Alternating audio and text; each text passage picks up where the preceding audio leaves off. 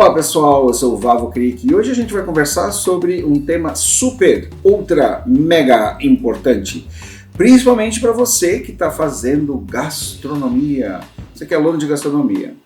Então, quais são os erros mais comuns que os estudantes, que os alunos de gastronomia cometem quando começam a fazer o curso? O primeiro deles é você achar que você sabe de tudo. Por que você começou a fazer gastronomia? Provavelmente porque você cozinha super bem ou sempre teve curiosidade e os seus pais ou seus amigos disseram: nossa, como você cozinha bem, você tem que fazer gastronomia. E aí você vai porque você já tem seus pratos que você prepara que são super famosos na sua família e com seus amigos. E o que acontece? Quando você chega para fazer o curso de gastronomia, você começa a ver que as coisas são um pouquinho diferentes. E você começa, às vezes, a tentar impor o seu conhecimento.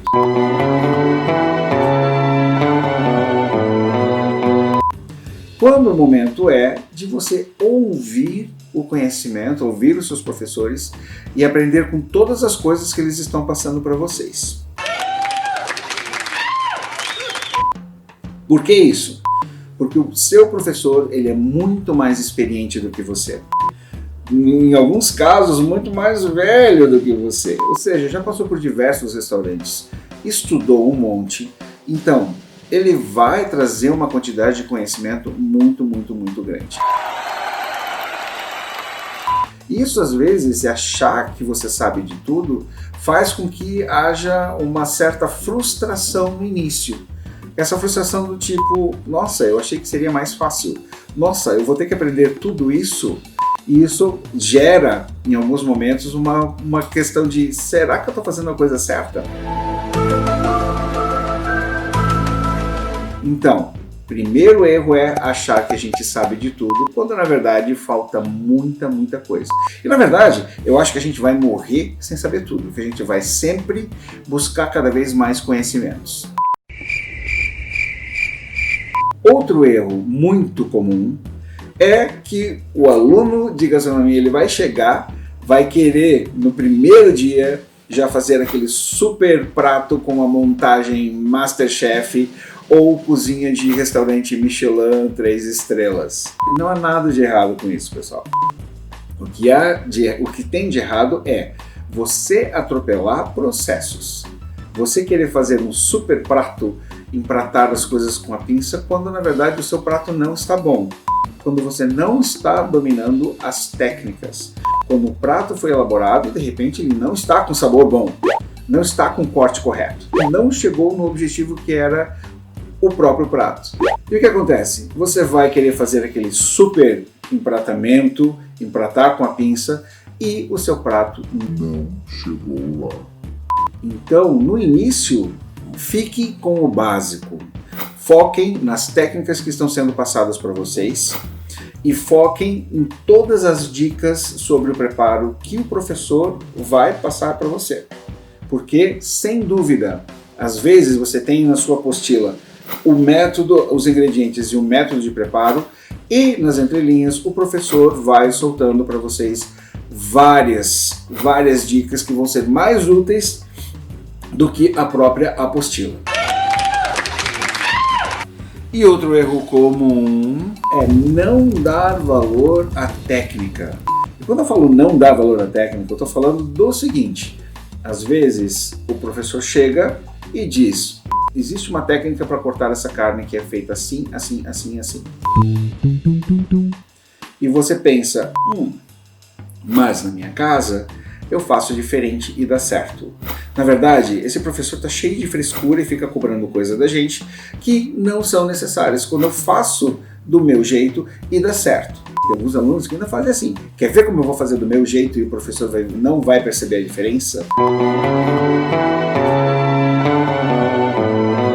Ou seja, esse é o tipo de postura que não funciona muito bem quando você está estudando gastronomia ou qualquer outra coisa. O que acontece, na verdade, é que você tem que focar nas técnicas. Você tem que focar, dominar as técnicas 100% para que você consiga elaborar os pratos e todos os preparos com perfeição. O foco não é você ter um prato maravilhoso no final. O foco é você ter uma técnica boa, na qual o prato que você está apresentando vai ser a consequência de você ter elaborado, de você ter feito com uma técnica correta. Outro dia eu estava conversando com um amigo meu, chefe de cozinha também, e a gente estava no seguinte dilema, na seguinte discussão. A técnica liberta ou aprisiona o cozinheiro? E aí, o que vocês acham? Que ela vai libertar vocês ou que ela vai aprisionar?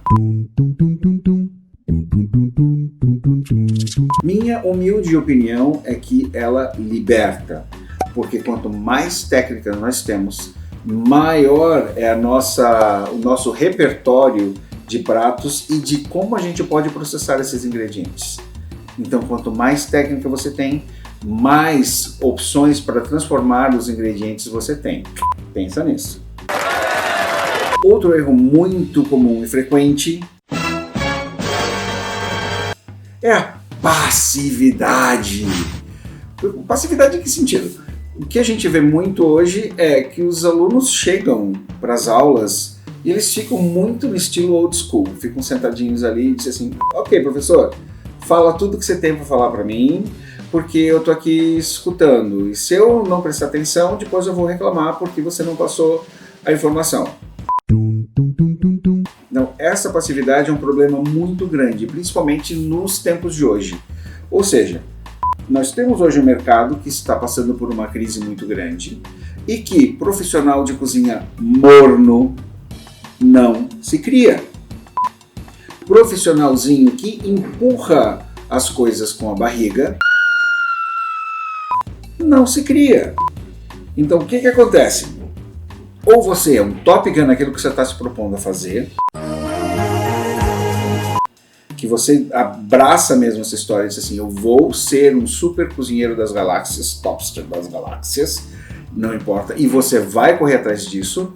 Ou você vai ser o cozinheiro de domingo, de ficar só fazendo comida para sua família, o que também não está errado.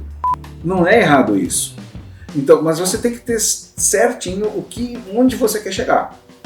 Então, essa passividade, você tem que pensar sempre no seguinte: você é o único dono do seu processo de aprendizagem. O único.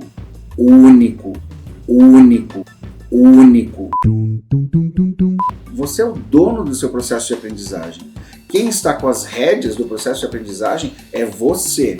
Você é o único responsável pelo que você está aprendendo.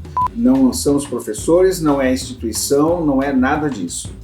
O único responsável é você. E por isso que tenha posse do seu processo de aprendizagem, porque ninguém mais vai fazer isso por você. Você tem que ser super curioso, você tem que correr atrás, você tem que assistir programas, você tem que cozinhar muito para dominar as técnicas, você tem que conhecer os ingredientes, ou seja, todo esse processo de você se tornar um bom cozinheiro, de atingir o que eu chamo de uma certa maturidade na cozinha, só depende de você e de ninguém mais. Então, a bola está com você. Outro erro comum que eu vejo nas cozinhas, principalmente das universidades, é postura. A maioria entra achando que estão na cozinha de domingo, né? Eu sempre brinco: pessoal, isso aqui não é cozinha de domingo, não vai, peraí que eu vou ali pegar uma beira e vou abrir, não, vou servir uma taça de vinho. Não. Você está numa cozinha profissional, e como a Alexa Atala sempre dizia, os 3 nãos da cozinha: não corra, não fale e não pare.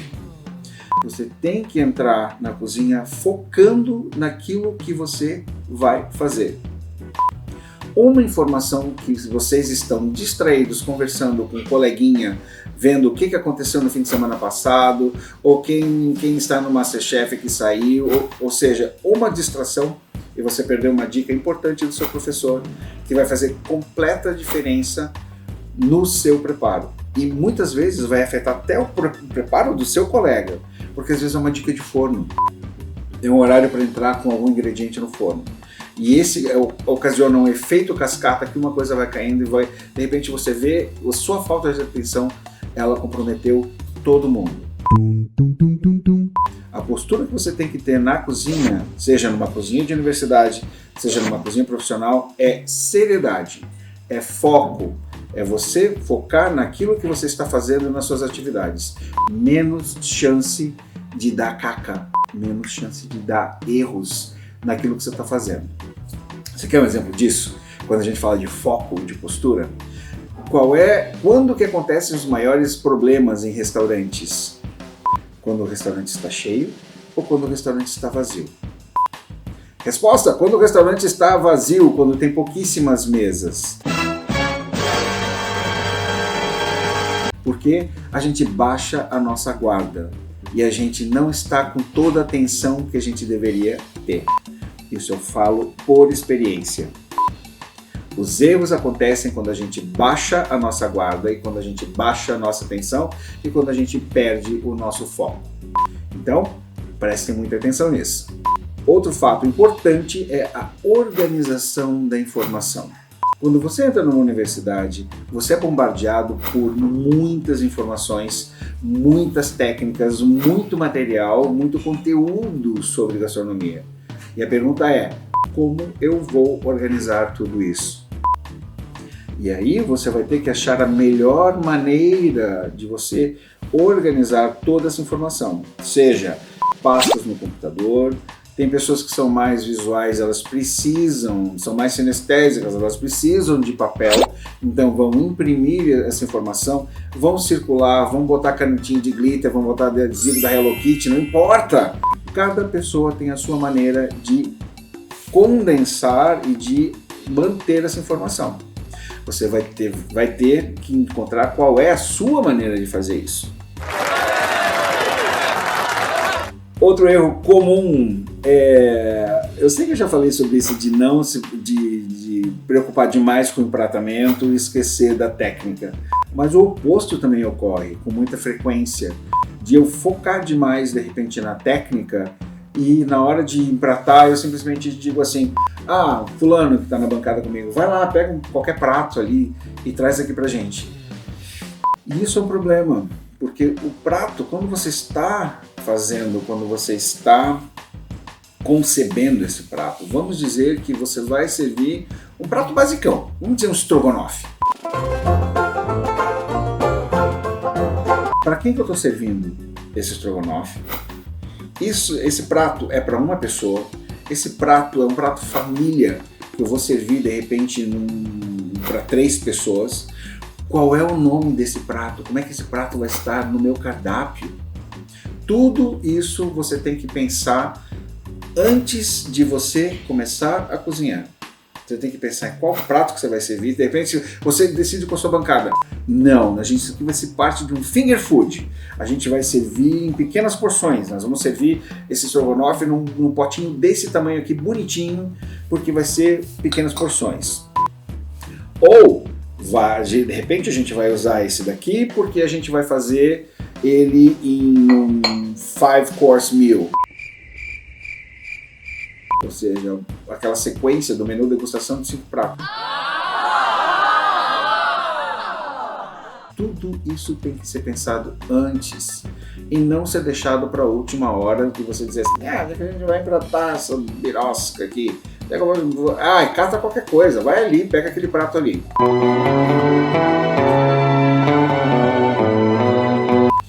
E não. Então, até para vocês terem uma ideia, se vocês vão fazer em pequenas porções, se vocês vão fazer um menu degustação, você não vai cortar a carne da mesma maneira do estrogonofe para servir nisso daqui.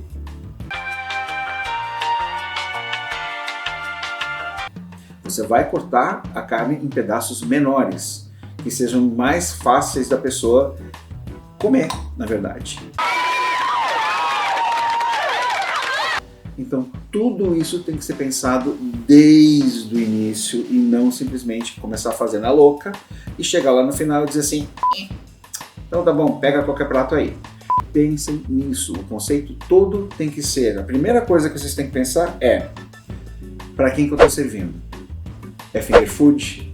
É pequenas porções? É uma degustação? É um prato para uma pessoa? Ou é um prato família? Como é que esse meu prato vai estar descrito no cardápio do restaurante? Pensem nisso antes de qualquer coisa e discutam, se vocês estão numa bancada com mais alunos, discutam com seus colegas para não ter nenhuma divergência, nenhuma discrepância nessa informação.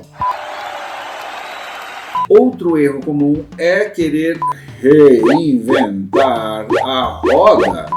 E o que isso significa? Você querer fazer alguma coisa que já é um prato clássico, por exemplo, que é feito de uma maneira, que tem um sabor já que é reconhecido por várias pessoas, e você querer fazê-lo de maneira diferente. De maneira diferente ao ponto de ele ficar descaracterizado. Vou dar um exemplo para vocês. Essa é minha cachorra louca, que está batendo aqui na porta. Foi, Bubu? Papai está ocupado agora. Depois eu mostro a macaca para vocês. Por exemplo, outro dia eu estava assistindo a edição do MasterChef 2020 e a tarefa que eles tinham era preparar uma tarte tatin, clássico da cozinha francesa. E logo para quem? O Jacan. Ou seja, e um dos competidores, um dos participantes do MasterChef, ele resolveu botar canela, resolveu botar anis estrelado, resolveu colocar algumas especiarias. O que acontece? Se nós temos um clássico do clássico, como uma tarte tatin, o ideal é que a gente mantenha fiel ao mais próximo do tradicional possível. Eu posso dar a minha cara para essa tarte tatin? Claro que sim. Mas de repente trabalhar com outros ingredientes, em vez de fazer uma tarte tatin de maçã, eu vou fazer uma tarte tatin de pera. Ou fazer uma tarte tatin de nectarina, por exemplo. Então eu posso mudar algumas coisas sem descaracterizar, tanto no visual quanto no sabor, a tarte tatin. Outro exemplo, claro, para vocês, do tipo, vou fazer uma releitura da feijoada, vou botar creme de leite na feijoada. Será que vai funcionar? De repente sim, de repente não. Teria que testar. Mas eu posso chamar de feijoada depois que eu fiz essa alteração?